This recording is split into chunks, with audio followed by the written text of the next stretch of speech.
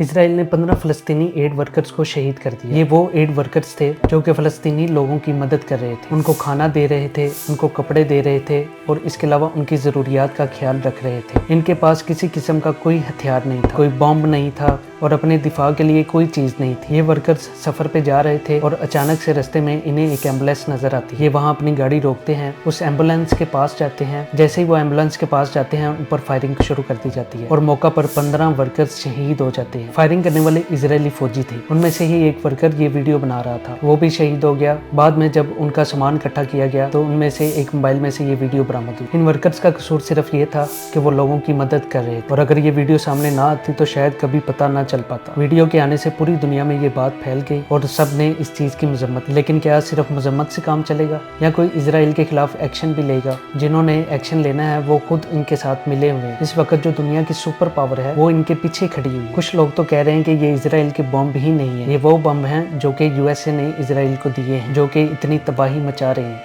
Israel का main target फ़लस्तीनी बच्चे हैं और इनको क्यों टारगेट किया जा रहा है? ताकि इनकी नस्ल को ख़त्म किया जा सके और गजा में कोई अपने हकूक़ की जंग ना लड़ सके। लास्ट 18 मंथ से ऐसा हो रहा है लेकिन इनको कोई रोकने वाला नहीं। जनवरी 2025 में यूएसए, इजिप्ट और कतर ने इजराइल और हमास को आपस में बिठाकर सीज फायर करवाया और इस सीज फायर का मकसद क्या था कि इजराइल के पास जो इस वक्त जंगी कैदी हैं उनको रिहा किया जाए और हमास के पास जो कैदी हैं उनको इजराइल के हवाले किया जाए। इसके बाद दोनों ने ऐसे ही किया। हमास ने कुछ इजरायली कैदी छोड़े और उसके बाद इजराइल ने भी कुछ कैदी छोड़े। लेकिन अब इजराइल ने दोबारा से सीज फायर की वायलेशन की। ये वायलेशन करने का मकसद क्या है? उन्होंने कहा कि जब सीज फायर हुआ तो हमास ने गजा के कुछ इलाकों में अपना कंट्रोल दोबारा ले लिया और बहुत से वर्कर्स को भर्ती करना शुरू कर दिया और हमास दिन ब दिन मजबूत होता जा रहा है। इस वजह से इजराइल ने ये कार्रवाई शुरू की। फलस्तीन में अभी तक तकरीबन 50,000 से ज्यादा लोग शहीद हो चुके और इनमें से ज्यादातर तादाद बच्चों की और औरतों की। आखिर बच्चों और औरतों को ही क्यों टारगेट किया जा रहा है? ये जेनोसाइड है, ये जंग नहीं है, ये एक नस्ल को खत्म किया जा रहा है। और लास्ट टाइम ये न्यूज भी आई अमेरिका की तरफ से, अफ्रीका के कुछ ममालिक से राब्ता किया जा रहा है जहाँ पे फलस्तीनी लोगों को भेजा जाएगा और ये सारा इलाका